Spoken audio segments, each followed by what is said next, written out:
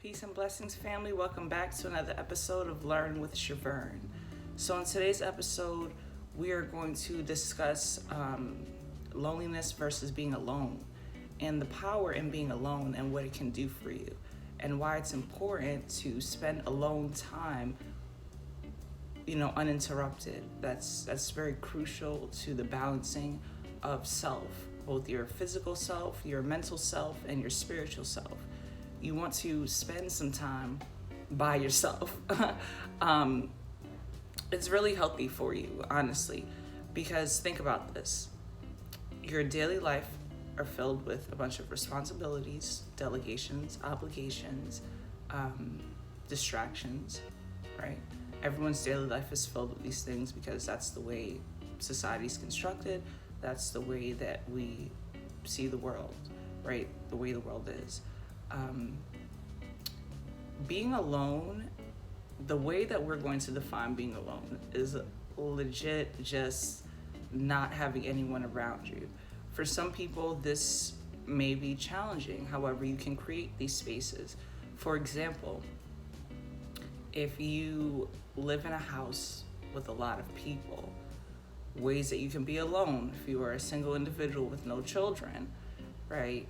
Go to the park, spend some alone time in nature, appreciate the beauty of what God has created for us, right? Trees, the animals, squirrels, whatever type of wildlife you have in your environment. Spend some time alone in nature, just breathing in that good air. If you live in a city, your air may not be that good, but you can still go to a park. I do believe most cities have laws to where there's not too much car fumes emission around it. So spend some time alone in the park, take a walk. If it's cold where you're at right now, because I know we're in the colder months, you can go to a library to be alone. You can, there's little places, go to a sauna, go to a gym, whatever. You can go to certain different things and be alone, or like create that alone space for you that is just your space. And as often as you can do it, that's realistic to your schedule, is really important.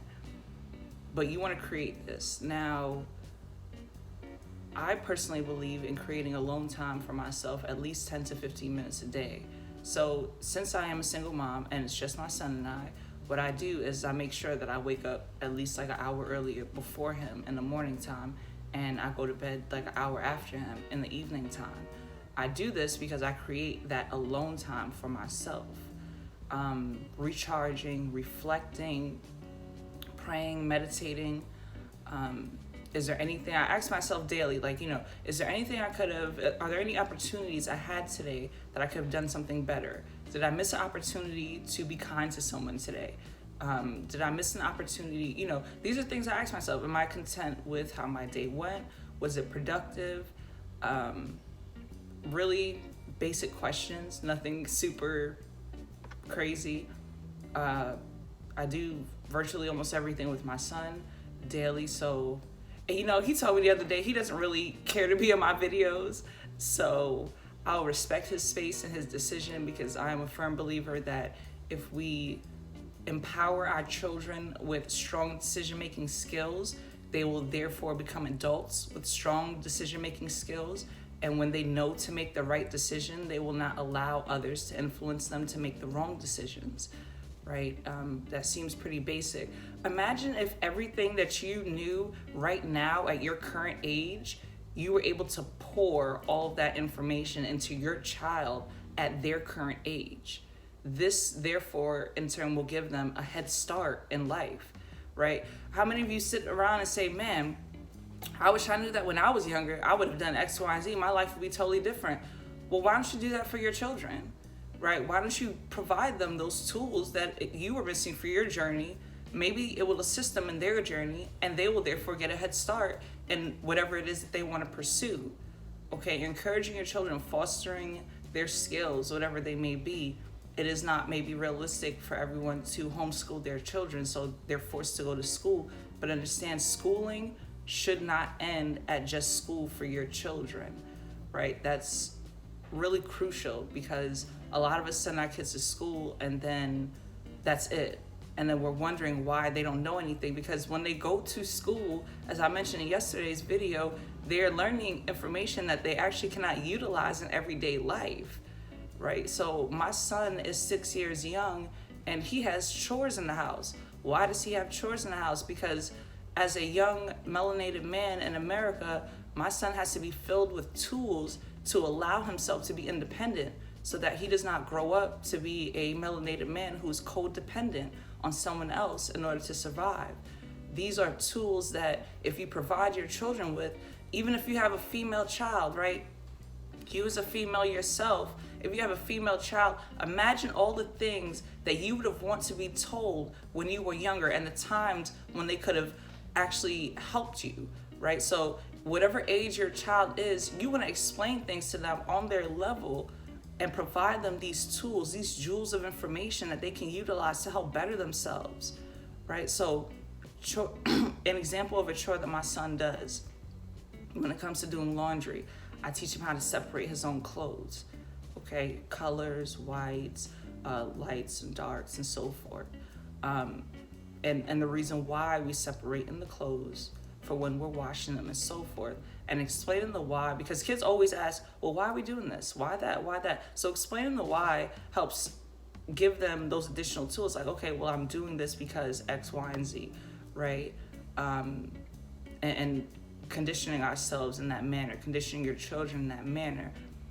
We get frustrated when our children are like teenagers and stuff. Like I have younger siblings, so I remember like growing up, you know, when we become teenagers, you tend to become lazy. Why? Because throughout all of your childhood, you were not given any responsibility to do things. You were not shown like, okay, these are things. So one day, you know, your parents decide to come in and they're like, hey, you're gonna help me do dishes. You're gonna help me do laundry and so forth. And you're like, well, man, I wasn't doing this before. I haven't been doing this. Why do I have to do it now?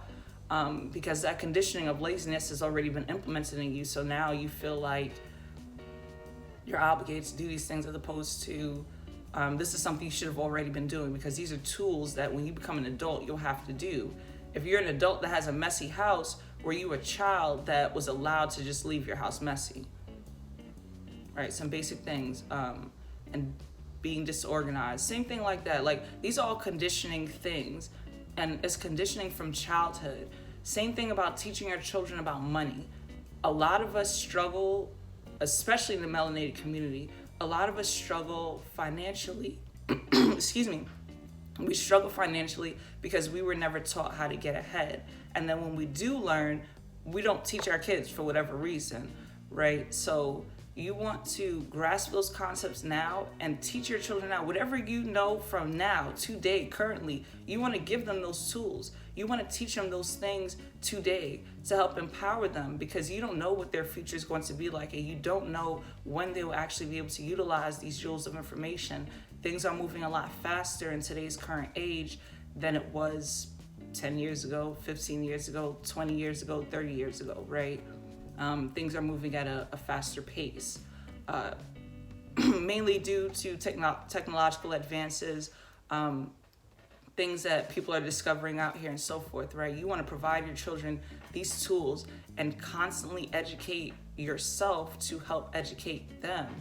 And yesterday, as I mentioned, my definition of education is just teaching yourself useful information, right? So let's say, for example, credit is an issue for you.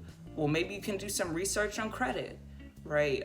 If you don't know where to start, most of information about credit is like written in a bunch of legal jargon. So it always helps to be resourceful. Maybe reach out to somebody who that is their strength, that area of strength, right? I don't know everything. It's not my area of expertise. However, since I am resourceful, I will reach out to somebody who maybe credit is their strength.